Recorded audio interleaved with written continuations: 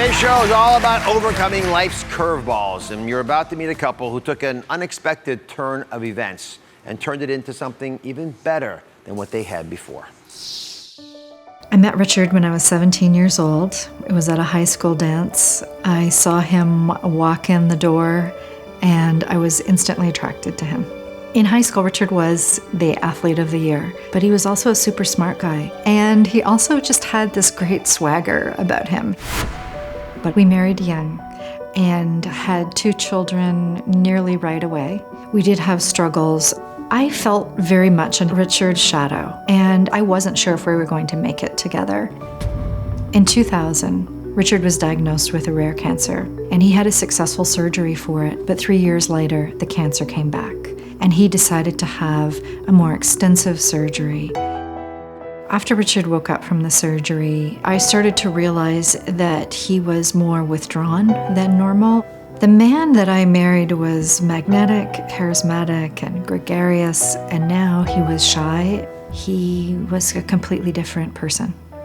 I had basically no memories of my life before the surgery at all. The nurses gave him a marker and a piece of paper to communicate with me because he couldn't speak, and he was writing the same questions over and over again. Who is here, who has been here, and who is coming? I didn't remember my high school or my college. I didn't remember my wedding day. I didn't remember the births of my kids. His body was present, but the person that I knew had disappeared. Not being able to connect with my wife and kids made me feel very frustrated and sad. I really had no idea of how to initiate a conversation with anybody. It was very challenging for me. After about 3 weeks, the surgeon told me that Richard had a form of a brain injury when the brain loses oxygen during a bleed. We discovered that our entire intimate life had changed. The first time that we tried to make love, I realized that he was a virgin again. For me, I had no idea the person I'd used to be, and so it was all brand new. At that point, I decided that I was going to really try to be the best person that I could be in terms of communicating with her and try to understand the nature of our relationship. I wasn't sure if I was going to be able to be his wife. We had to flirt and date and get to know each other. We had to learn how to fall in love again. And they did just that, and they are here with us today. Thanks for sharing your story. Richard, just to get the medical stuff out of the way, what things can you remember now, and what things can't you? The short answer is I have no idea. The longer answer is it's been 12 years since the surgery, and so I've seen a lot of pictures and heard a lot of stories, and so I don't know whether they're actual memories or they're memories that have been planted, if that makes any sense to you. No, it does. And I'm going to explain to you all a little bit about memory because it's amazing this can even happen, but it does happen. Sonya, you refer to Richard as your new husband. Yes. Can you help us understand the grieving process for the old Richard?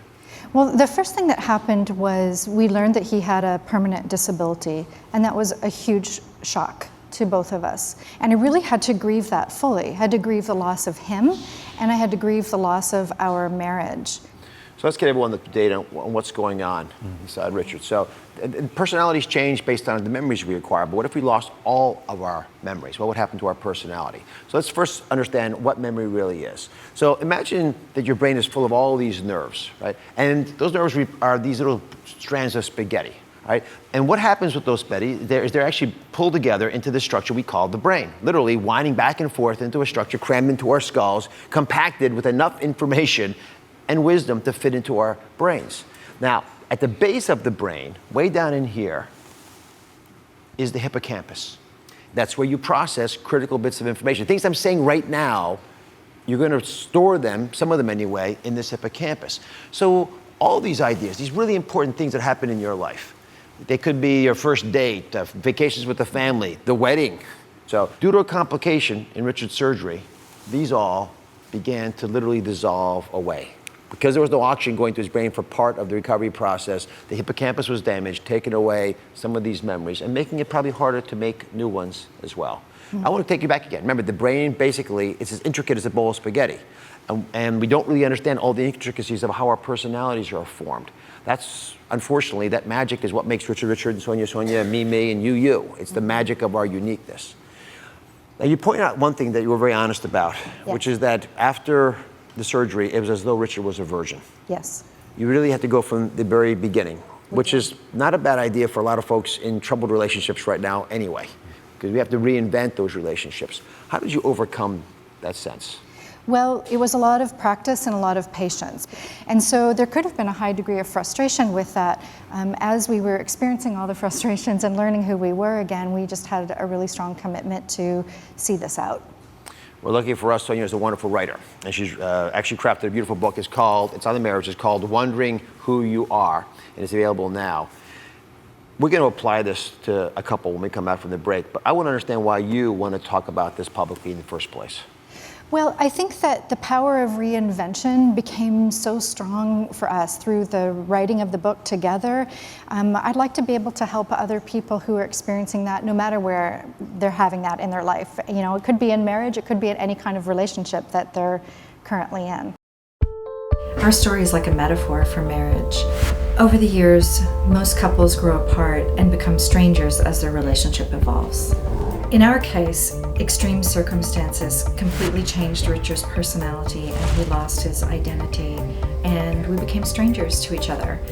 And so we had to learn how to fall in love all over again, and that saved our marriage. It's certainly a curveball when a complication in surgery left Sonya's husband, Richard, without his memories, and they had to fall in love all over again. Now they're sharing what they've learned to help you revive your own marriage. Now, Sonya and Richard wanted to share this story, very intimate story, because they believe all couples can fall in love again. So we've asked Nika and Javon from our audience. And they've been married for 7 years, and they're joining us. They've got 5 kids, and they feel like they have lost the connection they once had. Nika, when did you first sort of have the sense that you were growing apart? I started having that sense around baby number 4, 3.5 years ago. We moved into a new home. My husband got a new job, and he started working nights. 4 children, night working. It was like we were passing each other instead of connecting with each other. It's like we lost that connection between each other. All right. So step 1 is I'm going to say it as it is, do what you want, experiment, which can be tough for folks with a lot of kids. Sonya, please explain what that means. Well, I started out with about 15 minutes of doing what I want. It sounds like you have a lot of roles and responsibilities in your life. So sometimes that's all you can carve out is 15 minutes at a time. But because I had so associated myself with all of those roles, I didn't really know who I was anymore. So it became more difficult to connect with others. Okay. Nika, how hard will it be with all these things happening in your life to actually do exactly what you want for even 15 minutes a day? That's going to be almost impossible. I can be honest, because our children are stair steps. They're very young, and then you can't even go to the bathroom without one of them there. You know, without one of them knocking or coming in, and so to find that much time for myself is going to be hard. But if my husband's willing to help me, you know. Javon, will you help out? Oh yeah, definitely. You can base it 15 minutes. Oh yeah, I'm going for 20. 20. It's symbolic, but it's important. All right, step number 2 of the plan is to take technology out of the bedroom. Big step for a lot of folks, even if they don't have challenges, keeping intimate with each other. What do you think, Javon? Well, goodbye ESPN. Yes. Goodbye NBA. But I'm willing to do it. I'm willing to do whatever it takes because I love my wife to death. She means everything to me, and I'm willing to do whatever it takes. Proud of you. Step number 3 is to go for a walk together in a new town. Let's just demonstrate this. I'm gonna let Richard take this one over. This is a huge one because Richard used it for his rehab as well. But walking has been part of all of our cultures for so many years. And we don't realize that it allows us to do things while we talk so we can connect a little bit. How did it help your relationship? Well, for me, I went from being primarily verbal to being primarily kinesthetic as a result of the surgery and everything that was going on with me. So for me, it was very difficult to initiate conversation. But when I was walking, it took a lot of that pressure off because it stimulated me kinesthetically, and we could talk at the same time while we were walking. And I think you could probably do it with your kids as well. I think you could probably take all 5 kids and just wander around in a park or something like that. I think they're like that. Yeah. Yeah, I definitely think that. Well, the question is, would you be willing to apply these 3 steps to your life? Of course. Could you do it today?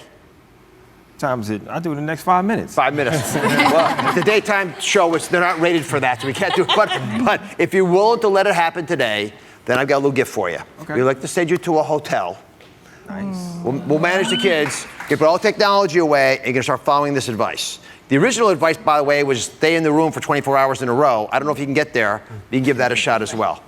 Thank you for watching. Don't forget to subscribe and turn on notifications so you never miss out on new videos to live the good life.